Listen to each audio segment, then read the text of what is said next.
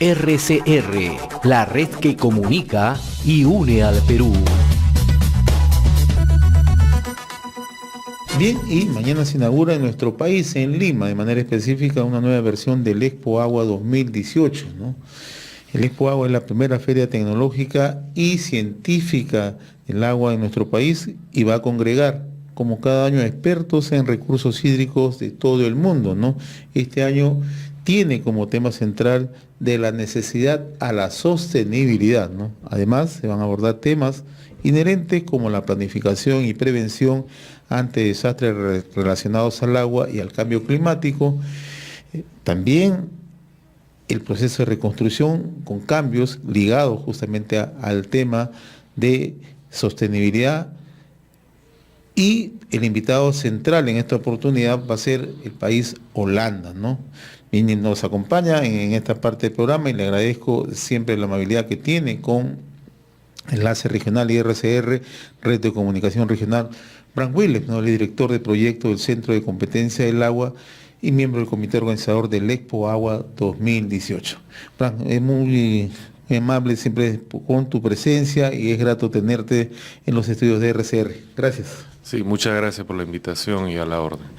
Hablemos un poco, este año Expo Agua tiene como tema central de la necesidad a la sostenibilidad, ¿no? Hay necesidad de agua, pero hay que generar las condiciones para ser sostenible, ¿no? Justamente el recurso agua, ¿no? Claro, ese es un tema central. Tenemos brechas todavía en el país, por ejemplo, en agua y saneamiento. Estamos hablando de más de 5 millones de peruanos que no tienen conexión a servicio de agua potable, conectado. Cerca de 7 millones que no tienen acceso al servicio de alcantarillado. Las brechas en las zonas rurales frente a las zonas urbanas son mucho más pronunciadas y hay una necesidad que satisfacer. Pero teniendo en cuenta que el Perú es un país de constantes cambios y más aún en un contexto de cambio climático, donde fenómenos naturales climáticos pueden verse exacerbados en cuanto a frecuencia e intensidad, tenemos que pensar que estas soluciones tienen que ser también sostenibles en el tiempo, ¿no? No es simplemente parchar la pista, sino cuando hablamos realmente... de sostenibilidad nos referimos específicamente a qué, Bram. Nos referimos a soluciones que deben ser primero planificadas de una forma articulada, ¿no? O sea, el tema del agua, estamos hablando de la gestión integral de los recursos hídricos y la palabra integral justamente connota que hay que integrar las diferentes intervenciones de forma tal que en conjunto tengan una funcionalidad óptima. Entonces hay que planificar bien. Hay que pensar en soluciones que van a ser eficientes y eficaces de acuerdo a los contextos específicos. No existe una sola plantilla de solución para una situación que es aplicable a todas las situaciones, sino cada contexto. Una situación en la selva baja es muy distinto a la selva alta, es muy distinto en una zona andina, por ejemplo, por encima de los 3.000 metros frente a un rango de alturas entre 3.000 a 2.000 metros, y es distinto en condiciones de costa. Entonces tenemos que pensar que también las soluciones tecnológicas, ingenieriles, tienen que ser ad hoc. El otro tema es que esto tiene que ir acoplado a un constante fortalecimiento de capacidades tanto de las instituciones para poder mantener, operar las instalaciones, pero también para poder prevenir y hacer mantenimientos adecuados, porque muchas cosas se pierden, se pone la obra, se pone la instalación y al día siguiente ya no funciona. Quiero retomar lo que tú has mencionado hace un instante y me parece crucial, ¿no? ¿Por qué no planificamos en el Perú? O por lo menos muéstrame un ejemplo si en el tema del agua tenemos una planificación que mostrar como una cuestión modélica.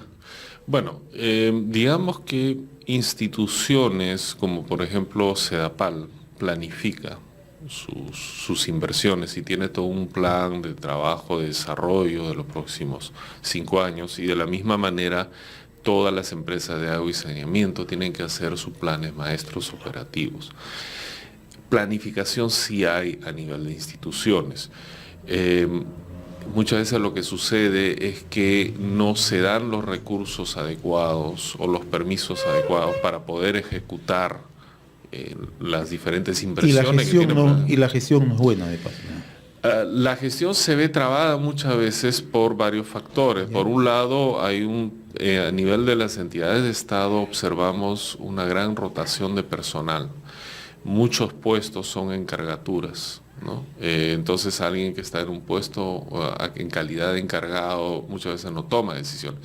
El otro tema es que tenemos, si bien buscamos una mayor transparencia y una mejor gestión y evitar problemas de corrupción, las entidades públicas están maniatadas prácticamente y son rehenes de una serie de normas.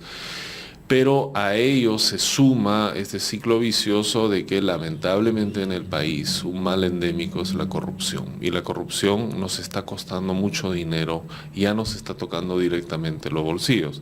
Estamos hablando entre 10-30% de los fondos públicos que desaparecen. Es como si tú tuvieras una tubería y el 30-40% de tu agua se te fuga.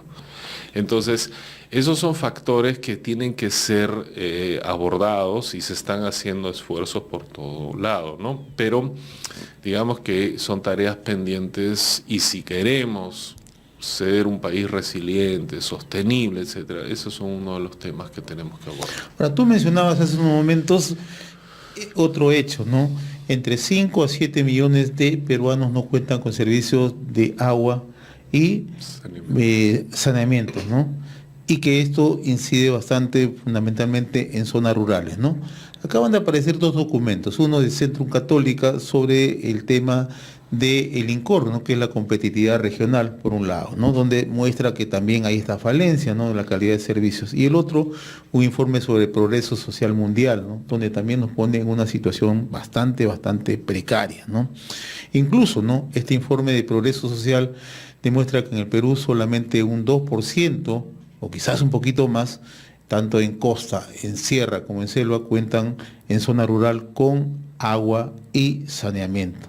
¿Así de dramática es la situación? Bueno, a pesar de los esfuerzos que se están haciendo desde diferentes entidades públicas, Ministerio de Vivienda, desde los gobiernos regionales y la cooperación internacional que está apoyando, seguimos con esas brechas. Y en el tema, por ejemplo, de saneamiento rural, si hablamos, el reto es aún mayor porque estamos hablando de economías dispersas, de poblaciones dispersas, ¿no?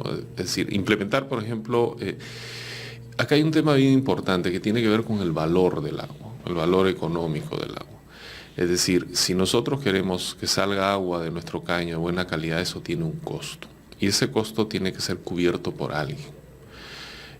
A nivel de las zonas rurales, no existe la economía de escala como para autogestionarse. O sea, para que los pobladores que pagan por el servicio se cubran los costos. Por lo tanto, tiene que haber una especie de subsidios que lo hay. Y muchas veces el Estado no está en capacidad. Y, o sea, yo creo que no es un problema de recursos. El problema es que está mal distribuido y mal gestionado. Y no es porque tengamos personas incapaces en la mayoría de los casos. Muchas de las entidades públicas cuentan con personas capaces, pero no tienen las herramientas ni las normas que les permiten operar de una manera fluida. Entonces hay muchas trabas a diferentes niveles. Necesitamos mejorar temas de normatividad, de cuanto a que permita, que es un poco cuál es hasta dónde le ajustamos la camisa de fuerza al funcionario público para que pueda hacer su trabajo. Eso tiene que ir acompañado indudablemente de capacidades y tiene que ir acompañado, y este es un tema fundamental, de líneas de carrera, porque estamos hablando, si hablamos de gestión de agua, gestión de recursos naturales, gestión de infraestructura, tú necesitas especialistas que sepan el detalle de lo que implica implementar infraestructura. Todos estos temas es importante resaltar que lo vamos a tocar durante el Expo Agua Perú. O sea, el Expo Agua Perú justamente es una plataforma para que las personas, digamos, tomadores de decisiones, gerentes de empresas de agua y saneamiento, público en general, pueda conocer de primera mano qué tipo de soluciones existe, qué experiencias se han dado a nivel mundial y qué tipo de pasos se tienen que tomar para poder lograr esos objetivos que nos hemos trazado de cobertura universal, de ser más resilientes, de estar más preparados ante situaciones de emergencia, etcétera, ¿no? Ahora, hay un hecho que también, o sea, y las cifras a veces hay que mostrarlas, hay que darlas a conocer para conocer en esencia la situación que nos encontramos, ¿no? Hace unos días apareció un informe del Instituto Nacional de Estadística e Informática, que era una encuesta de hogares, ¿no? Y mencionaba la precariedad que estamos en cuanto al tema de agua y saneamiento, ¿no? Pero lo más grave es el impacto económico social que tienen las poblaciones que no cuentan con agua, ¿no? O sea, tú que eres un ciudadano del mundo, conoces muy de cerca y sabes perfectamente cuál es el impacto que tiene un poblador que no cuenta con agua en la zona rural, sea en el norte del país, por ejemplo, en Tambo Grande, que no cuenta con agua potable en una zona altoandina por encima de los 3.600, o no puede contar con agua en la zona de Maynas o en la zona de Caballococha, en la selva, ¿no? Y esto tiene que ver mucho con el tema de anemia y con el tema de desnutrición. ¿Cuál es el impacto, o sea, así en crudo, que se tiene cuando no se cuenta con un sistema apropiado o con servicios mínimos, por lo menos? Bueno, digamos que estimaciones hay varias que se busca justamente medir y visibilizar este tipo de impacto, ¿no? Entonces, de acuerdo a los datos, más o menos es $1 invertido en agua, es $7 de beneficio. Hay que pensar que, primero, para uno ser productivo, uno mismo tiene que estar en buena salud, ¿no? Cualquiera que todos hemos pasado por una situación de gripe, por una situación de malestar, y nos damos cuenta que nuestra productividad se reduce. Ahora, imaginémonos que eso suceda de forma crónica, ¿no? Entonces ya desde el colegio tienes un bajo rendimiento y eso ya te va condicionando el resto de tu vida. Y eso es la anemia y eso es la desnutrición. Esa es la desnutrición, etcétera. Entonces está ligado también a las enfermedades estomacales que pueden haber, está ligado estamos, digamos, hipotecando, o sea, no invertir en agua, si tomamos en cuenta todas esas dimensiones, estamos realmente hipotecando bastante generaciones futuras. Y eso hipoteca a su vez nuestras capacidades de país de desarrollo. O sea, ese es el riesgo principal. Si no tenemos agua segura, definitivamente estos índices, la salud se va a afectar. Claro, y la salud se ve afectada y se ve afectado todo lo que eso conlleva, ¿no? Entonces, el tema, mira, todo el mundo te va a decir que el agua es importante, pero si uno observa en la lista de inversiones de las autoridades, en qué lugar está ocupando el agua, está por abajo. Toda persona común y corriente te va a decir que el agua es importante, pero en nuestro día a día, y lo digo también por mí mismo, nosotros no pecamos de despilfarrar el agua. Y eso se debe a que en buena medida los que tenemos acceso al agua nos cuesta tan poco, ¿no?, que realmente no lo valoramos. Acá existe una paradoja en el Perú.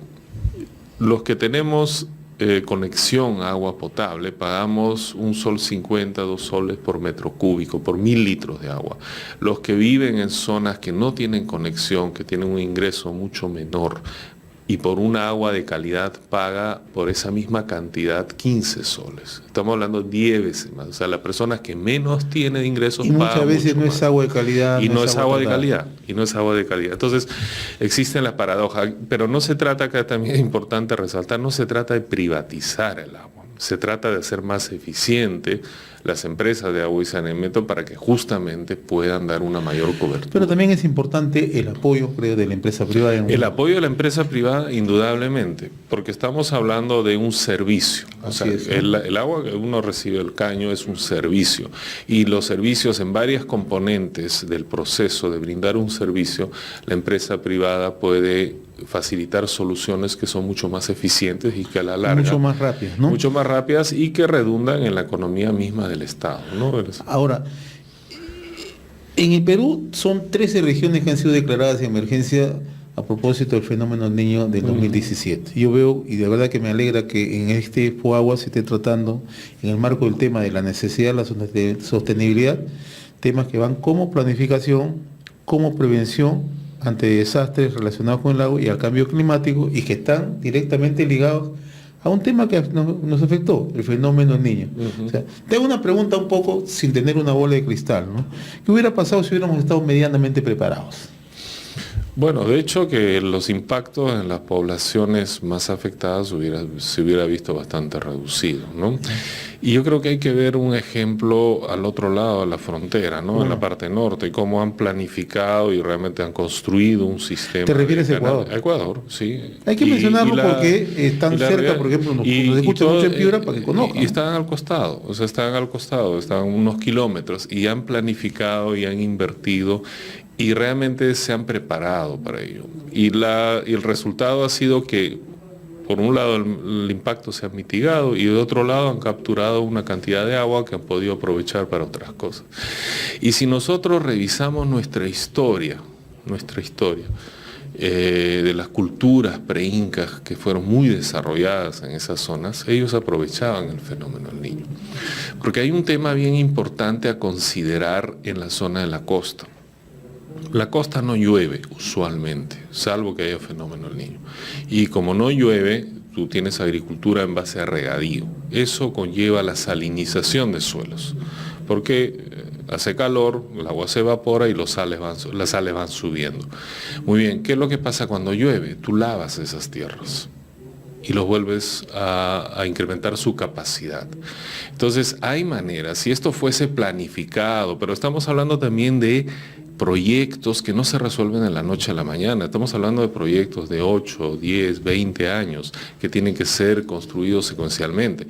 Pero ahí está el gran problema que padecemos y que tenemos prácticamente a nivel de autoridades, una mentalidad, ¿no?, de decir, bueno, esto quién lo ha hecho, esto está mal y volvamos a hacerlo todo de nuevo. Entonces estamos reinventando la rueda del coche constantemente. El fenómeno del Niño que sucedió en 97-98, ya sabían los piuranos que tenían que hacer. Y lo mismo sabían cuando sucedió 82-83. Y ahora mismo están con un fenómeno en ciernes, ¿no? Que si bien es cierto puede ser moderado, pero ya conocen, y ¿no? con el contexto de cambio climático, esa incertidumbre se incrementa. Entonces, realmente tenemos que tomar acciones, pero también pensar en el largo plazo. Ese es un tema importante. Soluciones integrales, planificadas y también en el corto, mediano y largo plazo. Nos olvidamos muchas veces del largo plazo, lo dejamos para el último y ya se vuelve urgente para cuando está llegando. Entonces, estos son temas que como tú mencionas, en este Expo Agua se va a abordar y ahí tenemos la relevancia, por ejemplo, del país invitado, que es Holanda. Holanda, ¿no? Porque Holanda es un país que 1/3 de su superficie está bajo el nivel del mar. El año 53 tuvieron una inundación extrema que costó la vida de miles de personas ahí. Entonces, en base a eso, y además de una cultura de siglos de convivencia con el agua, es que han desarrollado soluciones pensando no solamente resolver el problema al momento, sino cómo estas soluciones van a servir de acá a 100 años, 200 años. Entonces, Holanda, que además está trabajando con el gobierno en el tema de reconstrucción con cambios, ¿no? Y ahora en este evento van a, por ejemplo, firmar 2 acuerdos. Uno de ellos es el Blue Deal, que es este acuerdo azul. ¿En qué consiste este convenio azul? Ese convenio azul es para brindar asistencia técnica a la conformación de los consejos de cuenca. Entonces, desde la aprobación de la Ley de Gestión de Recursos Hídricos del año 2009 se crea la Autoridad Nacional del Agua, y el siguiente nivel institucional que se conforman y se están conformando ya a lo largo del país son los consejos de gestión de cuenca, que están integrados, o sea, la Secretaría Técnica está el AAA del ANA, y están integrados por representantes del sector productivo, de comunidades, gobiernos regionales, etcétera, donde conjuntamente elaboran el plan de gestión de cuenca, que es un documento de gestión por 5 años. Y ahí se establecen para qué se va a usar el agua, cuánto se dota cada usuario, etcétera, etcétera. ¿Y este convenio va a abarcar todo el país? Me parece que están trabajando básicamente en las cuencas del norte. Uno, por 2 razones. Uno, que los consejos de cuenca ya está más avanzado ahí, en un estadio más avanzado. Y 2, por el tema de que son zonas más propensos a los impactos del fenómeno del Niño, ¿no? Está ligado de alguna manera. Qué interesante. Finalmente, coméntanos ¿Quiénes son los invitados centrales en esta oportunidad en Expo Agua 2018? En Expo Agua este año tenemos el programa está bastante nutrido y bastante atractivo, además de contar con las empresas que van a brindar, son 130 empresas que van a mostrar sus soluciones, porque acá es bien importante, los problemas del agua son universales. Cantidad, calidad, exceso, etcétera. Las soluciones son muy específicas. Entonces, esta es una oportunidad para que tomadores de decisiones, autoridades, gente de empresas de agua y saneamiento, público en general, pueda ver en un mismo sitio durante 3 días las empresas que te pueden brindar las soluciones, los últimos avances en tecnologías. Van a haber conferencistas internacionales, vienen 5, 2 de Holanda, 1 de España, de Chile y 1 de Canadá. Van a haber mesas redondas donde se va a abordar el tema de gestión de desastres, universalización de servicios. Van a haber 2 jornadas país. Holanda va a tener su jornada país donde van a firmar este convenio del Blue Deal y otro convenio que tiene que ver con la valorización del agua. Y España tiene también su jornada España donde van a abordar temas de infraestructura e inversiones. Y hay 2 aspectos adicionales que le dan una particularidad. Por un lado tenemos los masterclass, hay 5 masterclass, 2 organizados por Alemania, 1 por Holanda, el otros 2 por Perú, entre ellos el programa del MBA en gestión del agua con la Caetano que tenemos, donde van a ser sesiones intensivas de capacitación en temas diversos, economía circular, gobernanza, sistematización, y el día de la clausura, en la ceremonia, que va a ser el viernes 19, tenemos la ceremonia clausura a la 1 de la tarde, vamos a tener la presentación de 2 colegios que han desarrollado soluciones desde los alumnos con sus profesores en temas de gestión de agua. ¿Son de acá de Lima? ¿O son de Lima? Son de acá de ¿no? Lima, y dentro de los programas impulsados, uno por la Autoridad Nacional del Agua y el otro por SUNAS. Hay una experiencia que ellos han desarrollado en el Callao, ¿no? Un Claro. colegio bien interesante. Tuve oportunidad de conversar con ellos, ¿no? Hay experiencias muy interesantes a nivel de país, y lo que buscamos es que en este Expo Agua estas iniciativas de estudiantes, de colegios, de universitarios también se vean. ¿También participan autoridades de provincia que vienen? Sí, vienen autoridades de provincia, están todos, Expo Agua, el comité organizador, lo integran todas las entidades públicas que tienen que ver con el agua, esta Autoridad Nacional del Agua, Ministerio de Agricultura, Ministerio de Vivienda y Construcción, SEDAPAL, OTAS, SUNAS, ANEPSA, que es la Asociación de Empresas de Agua y Saneamiento, es decir, todos están representados ahí. Los mejores éxitos para este Expo Agua 2018, Bran. Sí, solamente quiero agregar 2 cosas, por favor. Uno, visiten la página web expoaguaperú.com, también las redes sociales, Expo Agua Perú, y los estudiantes de universidades, colegios, institutos tienen ingreso libre presentando el carnet. Los colegiados de Colegios de Ingenieros de Perú también tienen su ingreso libre, y todas las autoridades que vayan con una credencial tienen el ingreso libre. Bran, como siempre, muy agradecido por tu presencia esta mañana a través de Enlace Regional y RCR, Red de Comunicación Regional. Estuvo con nosotros Bran Williams, director de proyecto del Centro de Competencia del Agua, miembro del comité organizador de Expo Agua 2018. RCR, la red que comunica y une al Perú.